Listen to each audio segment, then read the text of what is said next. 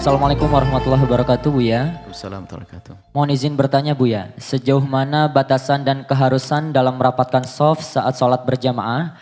Karena kami sering menjumpai di masjid-masjid, shafnya tidak rapat bahkan renggang, cukup lebar antara satu jamaah dengan yang lain. Apakah sah sholat berjamaahnya dalam kondisi seperti itu? Mohon penjelasannya, Buya, agar kami bisa mengamalkannya dengan benar. Terima kasih. Wassalamualaikum warahmatullahi wabarakatuh. Ada sambungannya tadi ya. Meluruskan shaf barisan ya. Merapatkan dan meluruskan barisan adalah termasuk sunnah yang dikukuhkan. Kebanyakan dari 4 madhab mengatakan sunnah, sangat sunnah untuk merapatkan barisan dan merapikan barisan. Tentunya bukan harus kita kelingking, adalah nginjek kelingking. Sehingga paling tidak standarnya sudah kita sebutkan. Antara kaki Anda dengan kaki Anda itu adalah sejengkal, kurang lebihnya. Kurang lebih seperti itu, bukan kakinya didempetkan. Kalau kaki didempetkan nanti goyang-goyang. Atau kakinya terlalu lebar kayak main bola, begitu juga enggak. Ada sebagian ingin merapatkan barisan, rupanya bukan barisan yang dirapatkan. Kelingking yang dirapatkan, ngejar kelingkingnya orang. Sehingga tampak sholatnya ngangkang begitu. Ini kan aneh.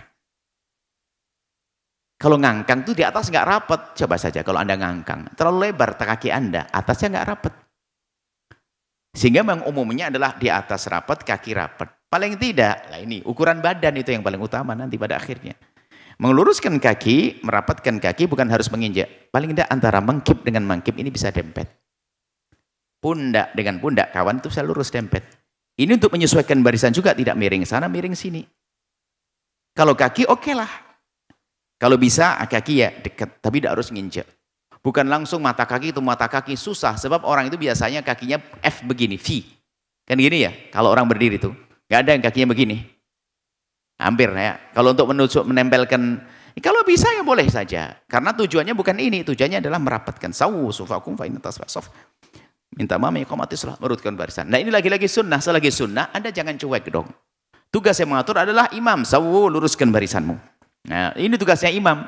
Sebab kalau selain imam tuh kalau ngatur ribut nanti, semuanya semaunya gue. Kalau imam ngatur, ini luruskan. Sampai Nabi seperti ngatur barisan dalam perang loh ya. Kalau luruskan tidak barisanmu. Allah yukhalifanullah baina wujuhikum. Atau Allah akan porak-porandakan diri kalian.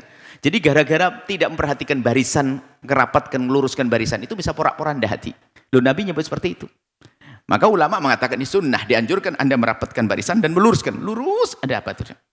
Urus ada ukurannya tumit, bukan urusan depan ujung jemari. Kalau jemari ada jemarinya panjang, bukan itu urusannya, beda-beda. Tumitnya lurus, tumit. Tumitnya lurus ketemu pundaknya. Pundak paling tidak kalau mau ditempelkan, nempel deh. Nggak sampai desak-desakan. Allah Akbar gini. Sehingga tidak bisa dilewati kucing, dilewati kambing, dilewati orang. Itu sudah paling kurang seperti itu. Nah kakinya pun adalah lebih dari sejengkal paling tidak. Supaya tidak sempit. Kalau kakinya ditempelkan kan kayak goyang-goyang begitu.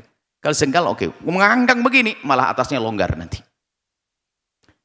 Nah ini adalah bahkan sebagian mengatakan wajib seperti Imam Bukhari menjudulkan bab keharusan. Wajibnya merapatkan, luruskan barisan. Imam Bukhari.